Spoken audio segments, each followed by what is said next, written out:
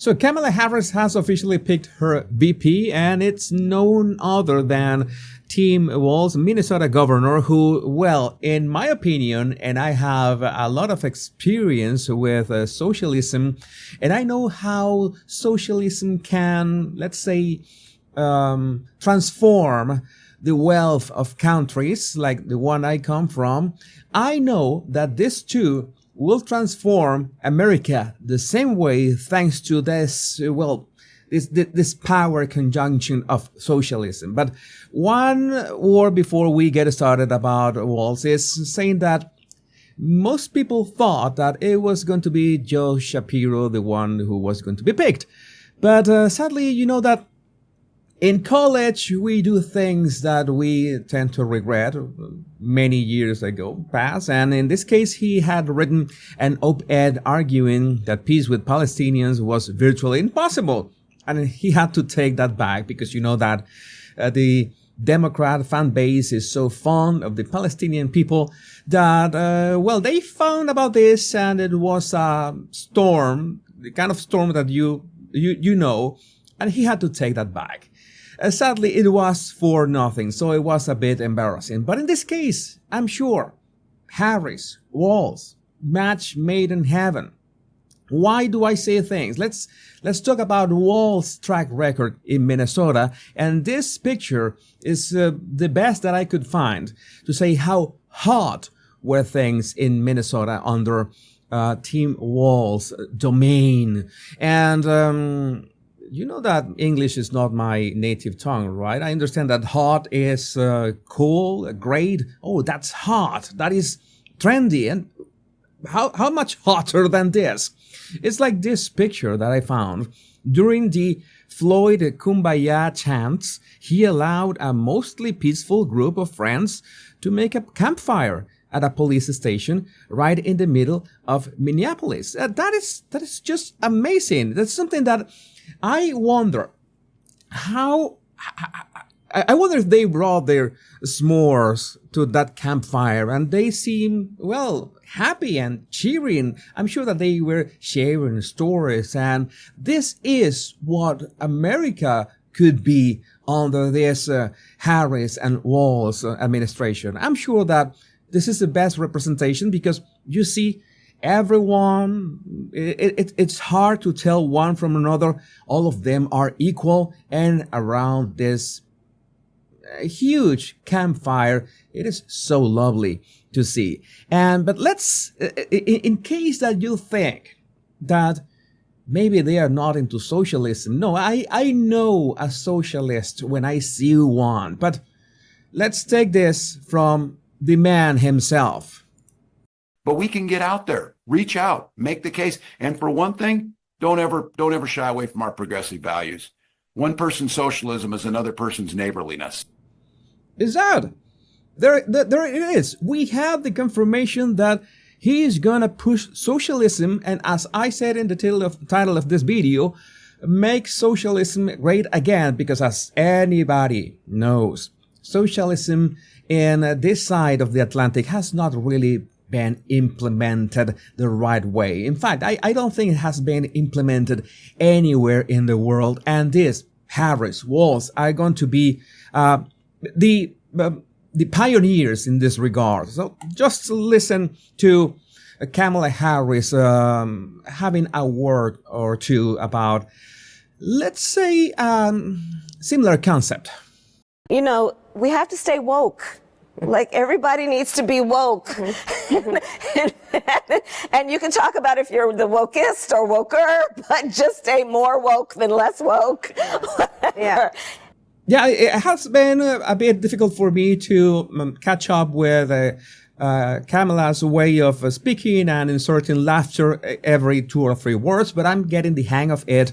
But you heard her. Everybody has to be woke, and you see at least the expression of the blonde woman, who I understand is Steve Jobs' widow. She is absolutely delighted, if not glitching a bit, trying to understand what all this means. But I can explain. That's why I make these videos. That's why I'm really glad to explain how they are going to transform the wealth of the greatest nation in the world. And initiatives like this one, driver licenses for all, and I mean all.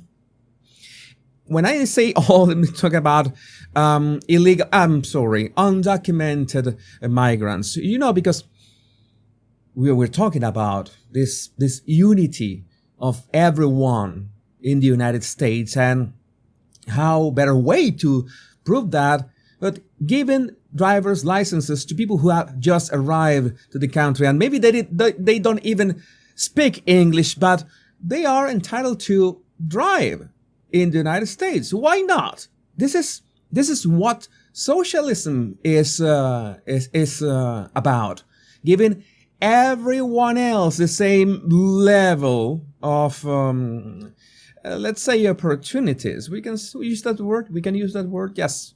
And this, Minnesota governor signs executive order protecting rights to gender-affirming care. I'm sure that if this was as governor of Minnesota, as VP, he's gonna push, I don't know how many genders are out there. I'm sorry. I've not been following it lately. I know that it's more like 200 or something like that, more than 200 genders. I don't know them all. I'm sure that under his administration as VP, they're going to be up to 500 genders. I'm sure that the more, the merrier, right? But it's not only having more genders. It's not about numbers. It's also giving the opportunity to people, small people, you could say, that make that decision early on. Like this, Governor Tim Walz shakes hands with a 12-year-old Hildy Edwards, a transgender girl who testified in support of the trans refugee bill in February. 12-year-old, maybe she made the decision when she was 9 or maybe 8. That is great. That is giving agency to children to make these drastic changes that, or maybe not that drastic, right? Because it's no big deal. Undergoing life transforming surgery and, the puberty blockers that every single children in America, as in socialism should have access to, regardless if their parents or guardians agree or not. That is being equal to everybody, especially if at an age that they are not allowed to get tattoos or vote or have driver's licenses, but they can make this decision for themselves. This is the America that Harris and Walz are striving for. That's why I tell you that it's a perfect match, completely perfect match. And listen to this video as well, because this is important. Should Minnesota be a sanctuary state? If the definition of that is that the federal government enforces immigration law and local law enforcement enforces local law, then yes. Should cities be allowed to be sanctuary cities? Yes, local control. I applaud that. Because you know what? There are two things I love in this world. I love many things, but there are two things I love in this world. San Francisco is one of my favorite cities in the world. I know that last time I went to San Francisco was more than 10 years ago, and I absolutely loved the city. And the second thing that I love is zombie movies or zombie video games, zombie apocalypse themes and stuff. And when you have the best of two worlds in the same city, it's something that I can imagine we should make San Francisco a verb.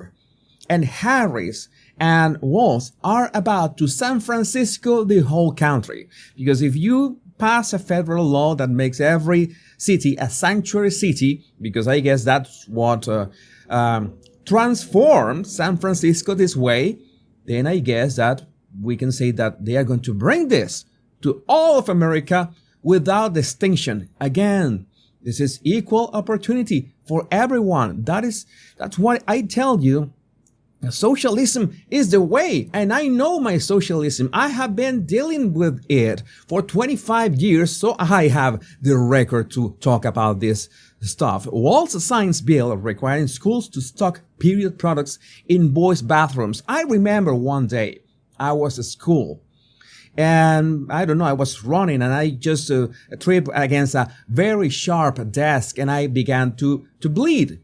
maybe I would have needed period products in that instance. I was a boy, and there were no period products in my bathroom. How could that happen? And I guess that some boys have periods, so this seems fine, I guess. But I could have put that on my arm, and that would have made sense. But no, I had to just bleed without any sort of help. It was not fair. And Minnesota ruling allows transgender women to compete in USA powerlifting. Powerlifting, for example, which is a sport that absolutely has nothing to do with mechanical advantages between genders. You know, the 200 genders that are going to be 500 genders soon. It's inclusivity for everyone. So what used to be just women's sports, what is a woman? What is a woman, by the way? That's something which are the complicated questions. But one thing that used to be just women's and girls are going to be more women and more girls. But you know that we are talking about to amplify that to everyone who wants to get into women's sports, because all of them are women, right? All of them. I could say that I identify as a woman and I could compete. That is part of this policy. I just find it great. And just a couple more things. Walz has no regrets about COVID-19 nursing home policies. That is a man that is sure about himself, because having no regrets, putting all those grandparents behind glass for their own safety and the safety of families. That's something that has to be recognized, acknowledged. That happened. People are forgetting about this. And it's my duty, among other things, to remind you of this was especially an initiative of Team Walz in Minnesota. So these are the kind of things that people tend to forget. I am here to remind you of them and to affirm, and absolutely sure, that these two are going to transform America beyond any kind of recognition. You're not going to recognize America 4 years in. And all thanks to socialism. Make socialism great again. But I would like to know what you think about this in the comments. My name is Jesus Enrique Rosas. I'm the body language guy. Much love and bliss.